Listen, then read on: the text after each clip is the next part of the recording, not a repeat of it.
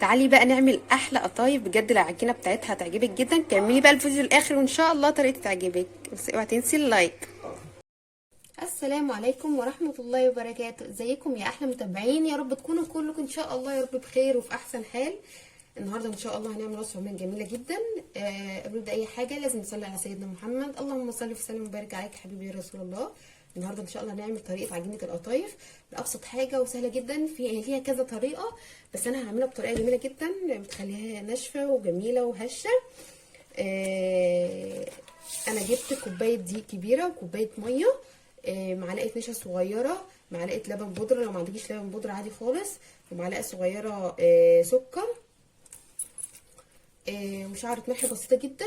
وهقلبها كويس جدا بالمضرب بتاعي، مضرب بقى بيض بالمكسر. فانا هقلبها كويس جدا، هضربها كويس جدا عشان القوام يبقى ناعم وارجع لكم تاني. زي ما انتم شايفين انا قلبت القوام بتاعي كويس جدا اهو كده اهو. لازم القوام بتاعي يبقى كده، يعني عامل زي عجينه الكريب كده. تمام. انا بحب احط الخليط بتاعي في شفشق ليه بوز علشان اعرف اصب كويس جدا الخليط بتاعي. تمام. هسيبه بقى يريح 5 دقايق ولا حاجه ونصب عادي خالص في الطاسه عادي خالص زواير كده زي ما احنا بنشوف القطايف. فهخلصها وان شاء الله بوريها لكم.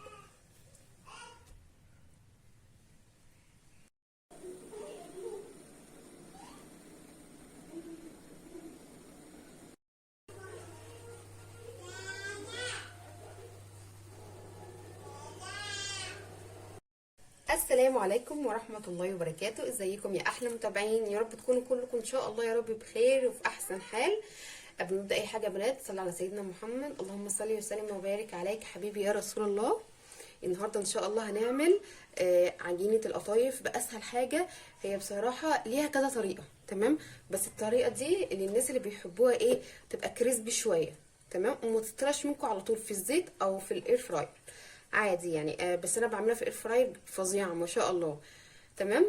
فانا هعمل معاكم بقى نعمل مع بعض القطايف. اول حاجه هنجيب، انا بحب استخدم في ان انا اصب القطايف بشفشق ليه بوز.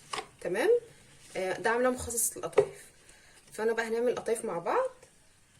عجينه القطايف هحط كوبايه ميه دافيه. دي كوبايه ميه دافيه، مش لازم تكون ساقعه خالص. كوبايه ميه دافيه، وبصوا نص معلقه صغيره خميره على الميه الدافيه،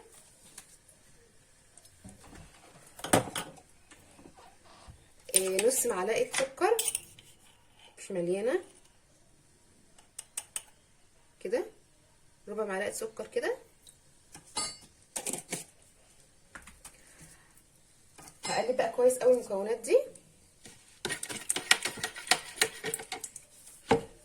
هقلبها كويس.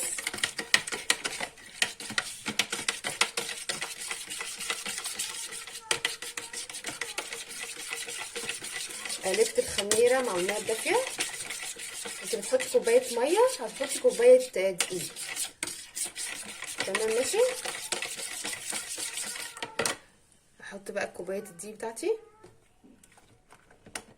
بالراحه. انا طبعا هضربها اصلا بالمكسر، بس انا بقلبها كده احتياطي عشان ما تعجنش مني. انا كده هقلبها بالمكسر او مضرب بيض عندك اي حاجه، بس لازم تكون الخليط مظبوط، ما يكونش فيها قطع عجين ولا اي حاجه، لازم يكون ناعم وحلو.